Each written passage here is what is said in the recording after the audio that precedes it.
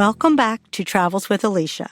In today's episode, I will talk about one of Greece's best-known islands, Mykonos. Next year, my son and his fiancée are getting married, and they want a honeymoon in Greece. Mykonos is on the short list of one of the places they may go.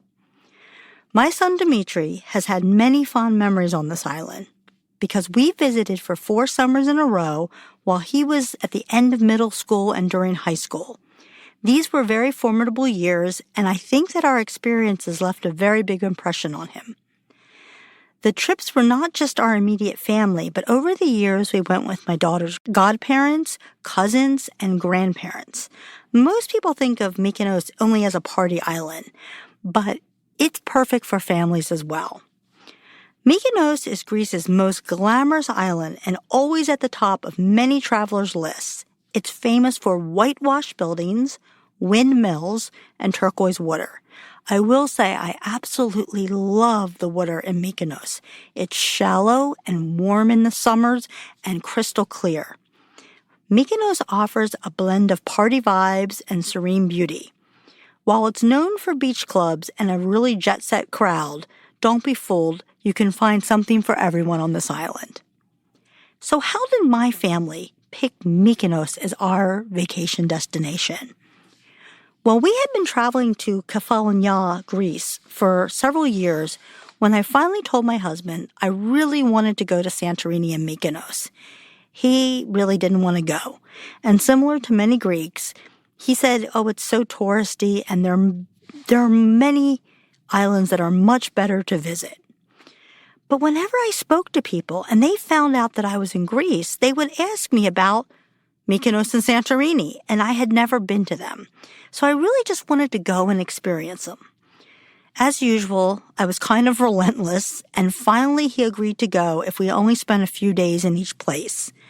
That summer, we visited the islands of Santorini, Mykonos, Paros, and Naxos. These islands are iconic Greek islands of your dreams, and we spent 4 to 5 nights in each location that first trip. So first, let's talk a little bit about Mykonos. It's a rather small island. It's only 9 miles long. It's very easy to get around. You can rent a car on the island, which we did many times because we had children and extended family with us. But there were buses that we saw many people using. And I have to say I'm really happy to report that Mykonos now has Uber. So I think that would be a great option today. What's the best way to get there from Athens? So I would say flying. Usually it's about 150 to 250 round trip to go to Mykonos, and it's well worth the money. There is a slow ferry, and one time we took that ferry one way from Mykonos back to Athens. And that was about 6 hours. We're usually good for up to 3 hours on a ferry. And so it was a little bit too much for us. It was a lot less expensive and we just wanted to try it. I think it was maybe less than $60 a person, but we thought it was way too long. The boat was huge though, and it felt like kind of a cheap cruise ship.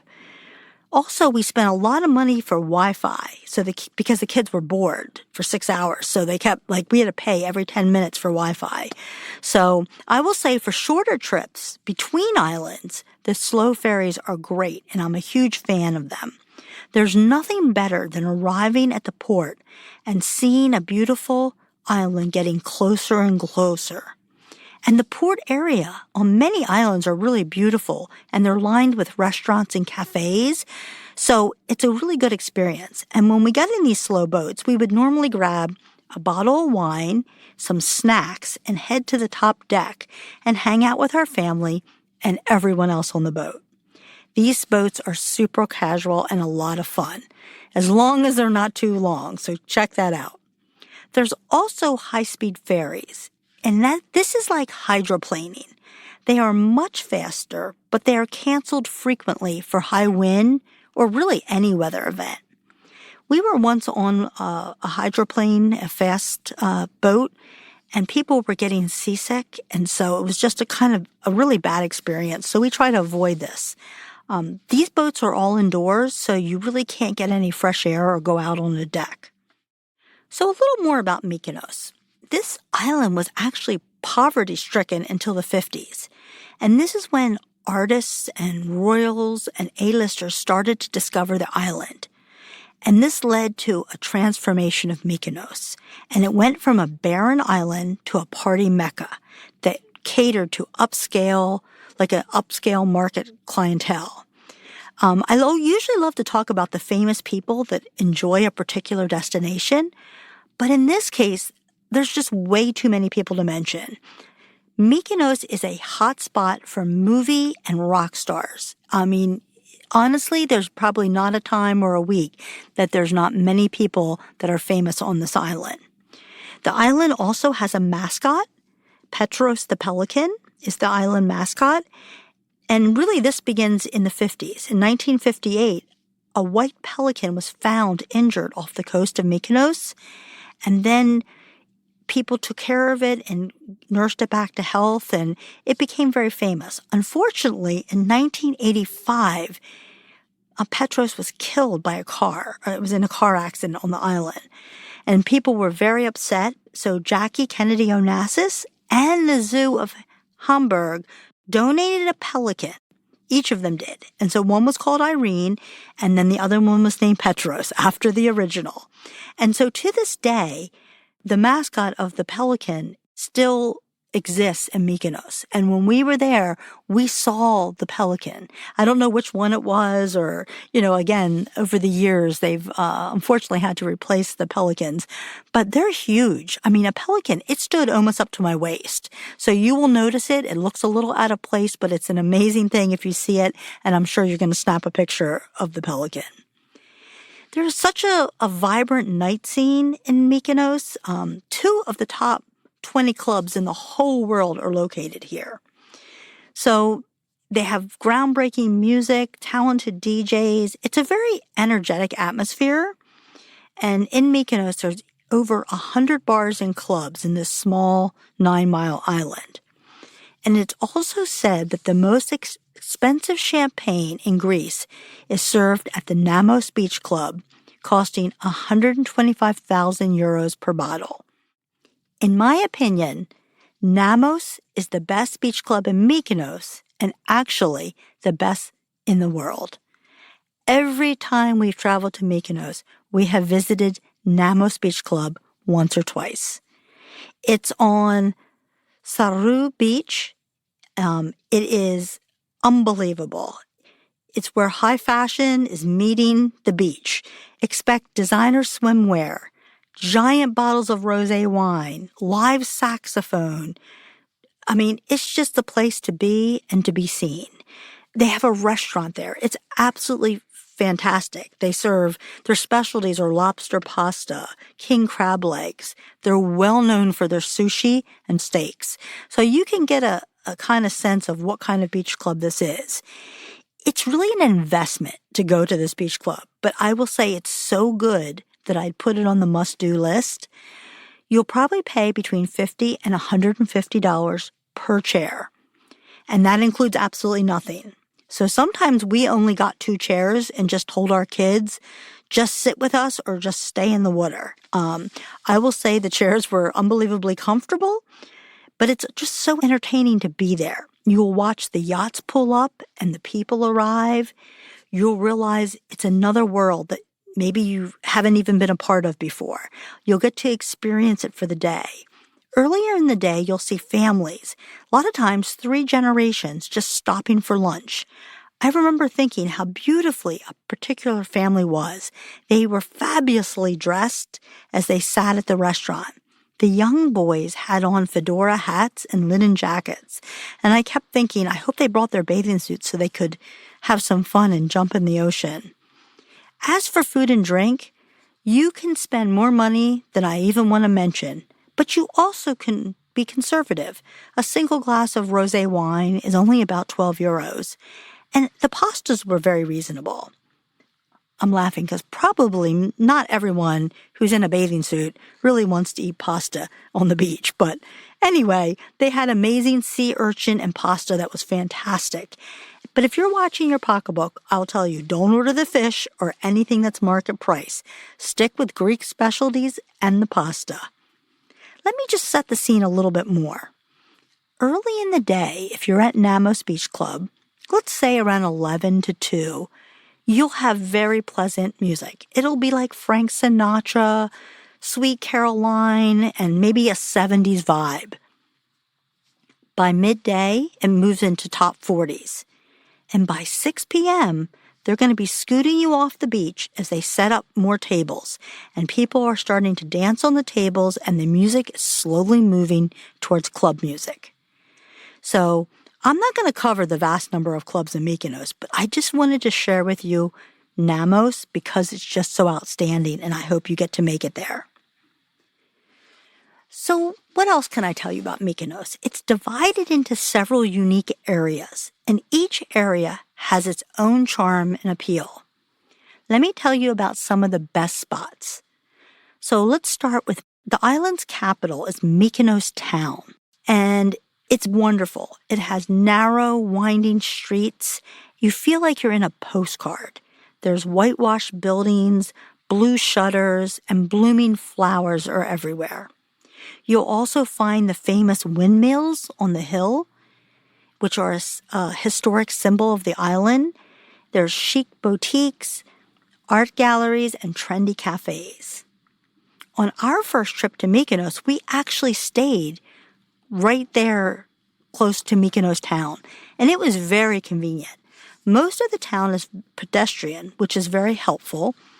I can't remember the name of the hotel, or if it's even still there. But we rented a car so we could venture out to the beaches during the day, but then we would walk into the town at night.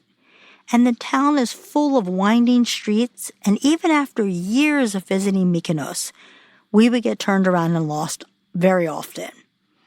We like to eat dinner in Mykonos town, and our favorite was Casio di Giorgio.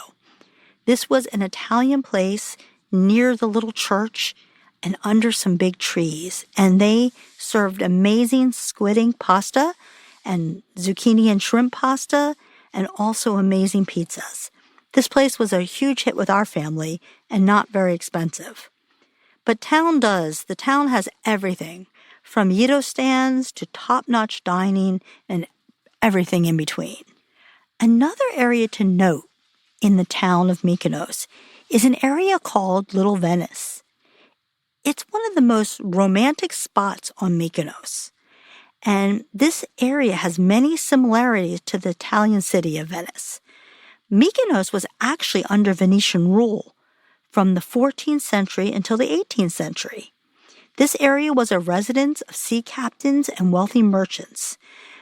It is absolutely gorgeous, and there are beautiful sunset views. This quaint neighborhood offers entertainment, cafes, bistros, taverns, and restaurants. So it's a wonderful place to sit and have something to eat. The next place I want to talk about in Mykonos is Platis Yalos. And this is on the water. So the town is one area, and this is an area for those who love to relax by the sea but want to access top-notch dining and entertainment. I remember the first time I saw this place. It was Mykonos, it's a very crowded area, and there was restaurants all along the beach with hotels over the restaurants, and it was all on a beautiful bay with the most gorgeous water I've ever seen. These hotels were probably mid-price range. Now, during our last trip or two, I will tell you, at the end of this little strip, they started building some very high-end resorts. So you now have a mix. I could see it being a wonderful place to stay just for a few days, because everything would be at your fingertips. You could stay in the hotel, come down to the restaurants, and really enjoy the beach. The other thing that's interesting about this area is that they do have the water taxis that will take you to Paradise Beach and Super Paradise Beach. And so that's an area I'm going to talk about next. So Paradise Beach and Super Paradise Beach are This is the partying area. This is world famous, and they this is where the DJs, like the really top-notch DJs are. I have gone down to this area. I wanted to visit it. And I think one day it was like noon and I wanted to drive down and see what was there. They weren't even open. I mean, honestly, I guess the people that go to this beach, and it's a much younger crowd. So Namos has a younger crowd at night, but everyone will feel welcome going there. I mean, it's very expensive, but you can all have a good time. This is definitely more geared to a young crowd, Paradise Beach and Super Paradise. And they said people don't even show up to 3 or 4 o'clock. So at noon, nobody was even there. And you could see they had huge DJ stands and stuff that were actually even on the beach. So one of the things that's changed over the years is when I visited it, there wasn't a lot of places to stay. It was more just a party club area. Now there are some hotels or resorts that are very close that you could stay in that area as well if you wanted to, if you don't mind the loud music all night long. So the next area I want to talk about is a village. It's called Anomera. And so it's not far from Mykonos town. It's a very quiet village and it's very small. It has a couple cafes and a small monastery. And I will tell you, we ate there a few nights because they have some very reasonable restaurants that are casual and local. And they also had an amazing bakery. So sometimes the first time we stayed in Mykonos, when we were in town on our way to the beach, we would stop by Anomera and go to this bakery, and they had fantastic homemade spanakopita. So we would get coffees and some spanakopita for breakfast. There's one last area I want to talk about, and it's called Ornos, and Ornos. And I want to be clear about this area because this is the area that I recommend the most. Ornos. It's a quieter area with a stunning bay. It's perfect for families or people who want laid-back luxury. The beach is lined with bars, restaurants, and hotels, and it does have some very luxurious resorts, but they also have some mid-price places as well. It's something for everyone. And this is the area we stayed. After we stayed in Mykonos town, we stayed for years in this area. We would rent a 3-bedroom villa on Airbnb I think it was Airbnb even back then. And it was perfect for us. It had beautiful views and a pool. And we paid probably $250 to $300 a night. Unfortunately, I don't see anything in that price range any longer. But in 2025, I did see several 2- and 3-bedroom places from $350 to $400. They didn't have a lot of availability, but you could find some places. I think I found a place very similar to ours, and it seemed that they were charging $1,500 a night in the summer, but then in October it was $300 a night. So you can see that they really gouge in these few months that, everybody wants to be on the island. So there are great hotels, and many of them are gorgeous in this area, and they do have price tags to match. But there were a few that don't break the bank. Mykonos Blanc was under $400 a night in June of 2025. Ornos Blue was under $200 a night in 2025. So as you can see, if you just do a little research or you stick to it and do a little work, you should be able to find something that can work for many budgets. Ornos would be my top pick of where to stay in Mykonos. There are plenty of places to see and restaurants to go to that if you were in this area, you could not even go into town many nights because there would be plenty to do. I do want to mention one day trip. So when people say, what's there really to do on the island? It's really to relax and vacation. It's to eat at great restaurants, to enjoy the beaches. But there is a day trip, and it's to a place called Delos. It's a separate island, and there's daily ferries that take you about 30 minutes to get there. It's a Greek island that has like an archaeological site, and it's the mythical birthplace of Apollo, but you're going to find that there's ruins of temples and markets. There's an amphitheater. There's houses with mosaics, and the iconic terrace of the lion statue. So there's just, it's pretty well preserved. I'm embarrassed to admit that my family, we never did that day trip. And next time I get to Mykonos, I will do it. But it is worth to put on your list if you're interested in history. It's a must-do. So what are my final thoughts on Mykonos? For me, it's a definite I recommend it. As long as you're not seeking a quaint and quiet Greek experience. So many places I'll say, and I always say there's something for everyone. I will say Mykonos may not be for everyone. But if you love the people watching, if you love seeing just gorgeous places and one-of-a-kind beach clubs that when I say it's worth it, you'll go and you'll say, I can't believe I got to see that. It was a lot of fun watching the musicians and the restaurant in full action. But I will say, it is quite expensive, but you can manage the crowds and the costs if you visit in the shoulder season. So if you visit late May to early June, or the end of September and early October, you'll still get the experience with a lot less crowds. And I kind of recommend that probably for most people visiting Greece, because getting into some of these beach clubs, you might get there and they're sold out, They actually do reserve, a lot of the chairs for the big yachts that pull in. So even though you might see chairs empty, they won't give them to you. So I would do the shoulder season. But anyway, it's definitely a place I recommend. It's a beautiful Greek island with pristine beaches, vibrant nightlife, chic hotspots, and crystal clear waters. I hope you've enjoyed this episode of Travels with Alicia. In the next episode, I'm going to talk about the wonderful islands of Paros and Naxos. These islands are close to Mykonos, and you might want to combine your trip to Mykonos with one of these islands. So I will compare and contrast these islands so that you can make a decision of which one might be best for you. Thanks again, and I'll see you in the next episode.